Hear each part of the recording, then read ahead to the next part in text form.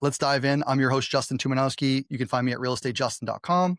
And I have a very special guest from the Northeast. So I get some Northeast love up here, which is nice. Garrett Caplin coming from New York. And guys, we're going to go into a really good one. Garrett's I think a well-rounded multi-tool. And so today I want to dive into a deal that he sold Pace Morby. So check it out. And he practically made 6 figures on it. So Pace paid him almost $100,000, which is pretty rad. And I want you guys to listen about, it's not a single family deal. We're not going to talk about those, although we may talk about PadSplit. Shout out to PadSplit. We're going to go into a 80 plus unit deal that Garrett sold Pace and how he made that money. But you're going to figure out it wasn't on Deal Sauce that he pulled the list and, found this 88 unit. He found it for free. So guys, check it out. And Garrett, please introduce yourself and welcome to the Get Creative podcast. Thank you, Justin. Yeah. So my name is Garrett Caplin. I've been in SubTo for almost 3 years now. It's fair to say it was the best decision of my life because now real estate is all I do. I'm completely, out of the rat race, as you would call it, or anybody would call it, really.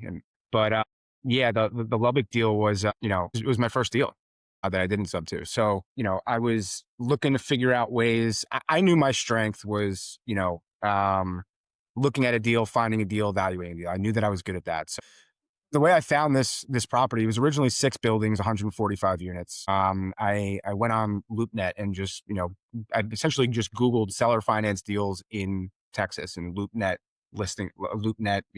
link popped up, clicked on LoopNet, and it gave me a whole list of seller finance deals in Texas. I just went through one by one, calling the brokers, introducing myself, asking about the deal, send me financials. And, this deal obviously came up in that list, and I had a great conversation with the broker, sent me the financials, and I underwrote it. I had a spreadsheet that I used, obviously, and I negotiated it. I had a little bit of help from somebody that I kind of looked at as a mentor as I was just getting into the group. His name is Logan Bauer, so shout out to Logan, because if it wasn't for him helping me out a little bit, I never would have gotten this deal done. Basically, I underwrote it and negotiated it with the broker, and I got it down to a point where it was, it's a seller finance deal. It was about 11% down, 10% plus cash on cash. And I figured it would be a deal that, Pace might want to buy. So, I sent it into his team, Bo. He does a lot of the underwriting for him, and Bo liked the deal, and they went out to check it out. And at the end of the day, they ended up only buying 4 buildings out of the 6. So it ended up being 86 units, like you said, Justin. But, it was a moment that I had, it was 3-4 months into SubTo. It was a moment that I had where I was just like, there's something here. I could make real money doing this. I just gotta, take action and work hard. It was a great experience also working with Bo and the team. I learned so much about just going through a deal from contract to closing, what points to look at, what points to, kind of push your way back to the seller, especially when you're negotiating an official PSA. But yeah, no, it was rewarding. And then kind of, I hit the ground running from there. You know what I mean? For me, it was, I never looked back. I was like real estate all the way. Dude, that's so great. That's so great. So let me catch up, like everyone up to speed, or catch myself up to speed on. All right. So the original deal had, what'd you say, 5 or 6 buildings? 6 buildings. Yep. 6 buildings. So what made them change? Like, tell me what happened there. Did they split the portfolio up into 2 different buyers? What happened? So Pace and them didn't want 2 of the buildings. They didn't like 2 of them. Right. Were they in the same complex? No, they were scattered around the area of Lubbock. They were all relatively close to each other, but they were not the same complex. Okay. So like there were issues with the buildings, or one of the locations was in a very heavily populated area with homeless people, which, made it very difficult for the asset. One of the other buildings, just had what looked like significant foundation issues that they didn't want to deal with. So, that's why they took the 2 of those out. Interesting. All right, cool. That helps me a little bit, because again, painting the picture, you think sometimes it's all in one big package, but it is a portfolio that is in Lubbock, Texas, but it's just a little bit scattered. So got it. All right, bro. So you made almost 6 figures on the deal. You essentially paid for your mentorship right out of the gate. It took 9 times over. 9. Oh, for sure. How many? What would you say? About 3 months to get your first deal? Yeah, about 3. Dude, that's so right on par to 90 to 120 days, guys. So anyone out there listening, if you're in day 1 right now or day 10, I'm telling you, 90 days, if you haven't committed 90 days, you haven't committed 1 day. So just keep going. You have to show up every damn day, and you're going to get punched in the face. You're going to get no's, but damn, dude, Garrett came in 120 days or so, and it's like the 121st day or the 91st day is like when that thing pops off. Just probably when, and I've heard people come on here, they said they were going to give up, and it was like literally the next day. So not saying that's your story, but I just understand. I want to speak to the people out there. All Yeah, right, and look, if I could add to it, Justin, I mean, please. if you get that feeling about you want to give up, it's right there on the other side of the door, and you're probably going to walk away from the door right before it opens. So don't do that. So good. You So know. good. Bro, so all right, you guys, they bought the deal. I mean, you Yep. got paid what, 90 grand? Yep. You had some help. Great. Collaboration is great. I know you have a lot to offer people now, and we'll get in that. And I want to share your details at the end of the story and your contact info at the end of the podcast. But what is it now? Like, what are we looking like now? If there's no other details in that deal, because it seems like a straight shot, like what's present day now? What are we doing? So present day, I have officially left my W-2, which is great. I'm doing real estate full time, and I mean I've begun to build a portfolio. So I've got right now I own 12 properties. I'm closing on another 7 in the next 45 days. Some of them are pad splits, some of them are Airbnb, some of them are long-term rentals, 2 of them are warehouses. I mean, it's kind of all over the map. I'm just trying to build a well-diversified portfolio that, at the end of the day, can be an anchor for some of the other things that I want to do. Right. So, I mean, it starts with real estate for me, and it's always going to be real estate, but real estate's going to provide the cash that I need to really build out a massive organization that I'm trying to build out. It's going to be the anchor that always shows up, if you will. Love But that. yeah, so, it's exciting stuff. I'm able to, networking, building the relationships and within the community. And, I'm able to,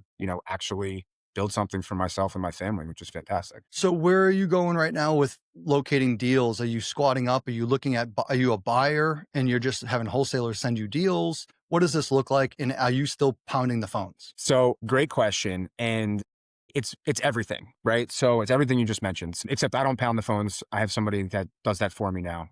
But I have a variety of different wholesalers. I have 4 to 5 wholesalers that know what I am looking for from, an acquisition perspective, location, buy box, everything with that. And they're feeding me deals nonstop because I'm constantly buying. But I also have my own, small little wholesale operation where I have an acquisitions manager, and I have a partner. We do it all together, but we're paying for marketing. We're using Deal Sauce. We're using Speed to Lead.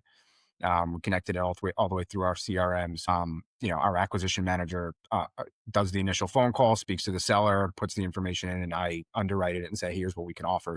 Some of them are marketing, where we're paying for marketing to bring the leads in. Others are you know essentially organic through wholesalers where I'm paying them a fee. Love that. Love that. So, guys, if you're out there listening to this too, and if you don't know where to start, someone like Garrett, someone like myself, other folks, Pace, there are buy boxes out there. There are people who are actually buying and they actually need you to bring them opportunities. So, you can hit Garrett up. And again, we're going to share his information. You can hit him up and be like, hey, what's your buy box? Where are you buying? And I actually will, that's one of the next questions. So he is going to tell you guys where he's going to be buying next and where he's buying and doing deals. But bird dog for somebody, go out there.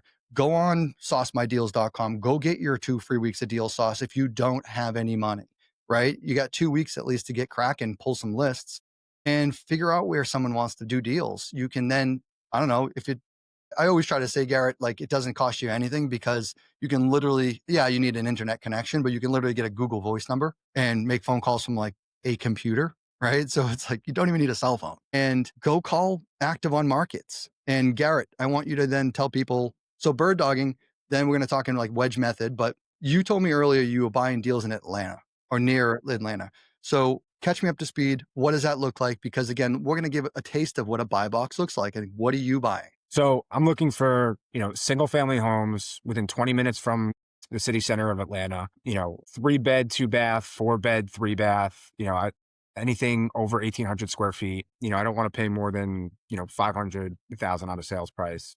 That's really it. As long as it's in that location and it has those metrics. Well, also I'm prefer it to be a seller finance deal. But I'm open to any other type of creative deal, because with seller finance deals, You can either do, a lower down payment, or you can do something creative like a Morby method or something like that, which a lot of these properties I'm turning into pad splits. So if I'm able to buy it on a Morby and I have some cash that can come out from the seller that's paying me back, that's paying me, I have the funds that I need for the conversion on the pad split. I don't need to go out and raise it from a PML. So, I kind of went on a little bit of a tangent there to say why I'm doing what I'm doing. But, at the end of the day, it's, within 20 minutes from Atlanta, seller finance deal, 1,800 square foot plus, 3-bed, 2-bath, 4-bed, 3-bath, something like that. Seller finance, and then probably no HOAs, or we need to be very No mindful of HOAs. HOA, no HOA. I prefer no HOA. It's kind of a gamble, especially if I'm doing a pad split, to do it with an HOA. So yeah, preferably no HOA. Yeah, guys, you adhere to that. We just put a filter inside of Deal Sauce actually recently. I haven't even been able to really test it, but that is anyone who's listening out there. It's one of those things where, yeah, the HOAs will prevent you. There's a lot of red tape that you have to cut through. So it's very rare that they allow it. So definitely, if you're looking at deals, be aware of the HOA and be mindful of it. Just a little tip out there for folks on the deal hunting side. So Garrett, dope, pad split. It's such a popular co-living method right now.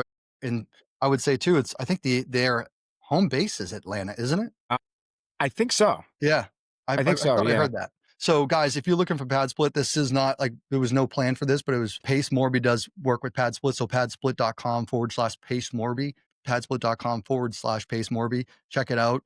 Those guys have been great to our community, and obviously Garrett works with them. So check it out.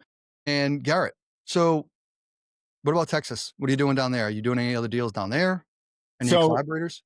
I mean, same kind of thing, right? I mean, I'm doing pad splits out there. I'm doing Airbnbs. I'm looking at Airbnbs like closer towards the city center of Houston. Also doing Florida. I know you asked me about Texas, but Florida, like on the Panhandle, I just bought an Airbnb out there, the $3.7 million, beautiful 12-bed, 11-bath Airbnb. It's Wow. gorgeous. So yeah, I mean, with respect to Texas, in and around Dallas, in and around Houston, in and around San Antonio, those markets are a little bit slower for pad split, but I think they're going to pick up. So I'm just getting everything, moving over there as fast as I can, because I know it'll pick up. What does it look like for private money on some of these deals and some of the, entry and all that? Are you going out there raising capital on your own? Are you bringing in capital partners? What does that look like? So it always depends on the deal. For if I'm doing a Morby, right? I have a great transactional lender. He's fantastic. If you guys are doing any transactions or whatnot, you need a transactional lender, let me know. I can introduce you to him. He's a great guy.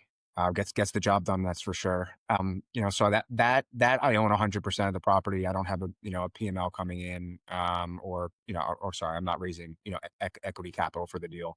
And, if it's not a Morby and I can't do it, it's just a straight seller finance or a SubTo, I have private money lenders who I've developed relationships with within SubTo, who that has lent me money before, who I've paid back. And sometimes I've been a little bit late sometimes, maybe a week or two, but I always let them know what's going on and get them their money back plus their interest. And I always kick a little bit extra on top if I'm a little bit late. Love it. But, just all people that I've met within SubTo that, if I underwrite the deal correctly, give them the information, they feel comfortable with me, have a good conversation, people will lend you money on deals if you are able to properly articulate, what you're doing with their money, how you're going to get them their money back, how much you're going to pay them for giving you the money. As long as you could have those open conversations and be very crystal clear, people will lend you their money. Yeah. And I think it's communication. You said it earlier too. You're like, I've communicated, let people know. That's really 99% of it. If Yeah. there is something, I always say like every real estate transaction has some component of like a hiccup, right?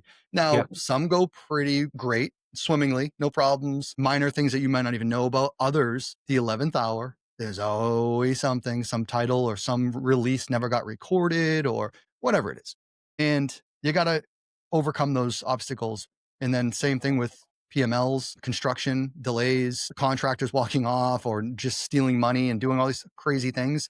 And yeah, there's delays. So you just got to communicate those and be transparent and don't go back in your turtle shell. Right. That's the Freaking, worst thing you could do. it is the Absolute worst thing. you could do. Yeah, get ahead of it because people are 99% of the people understand. So Yeah, I think some people, if somebody goes into their turtle shell, I think it's more about embarrassment of not knowing what to say or do. And like at the end of the day, the way that, I view it is you should be more embarrassed about going back into your turtle shell than just, having the hard conversation, because you're hiding, right? And you don't ever want to hide. Just, do the right thing, have the hard conversation, have the honest conversation, and things should work out okay. So good. That's it. So, bro, good stuff. And you told me earlier you're doing a warehouse, so you really are Yeah. not afraid of any asset class. No, if All right. if the opportunity makes, I mean, I mentioned this to you.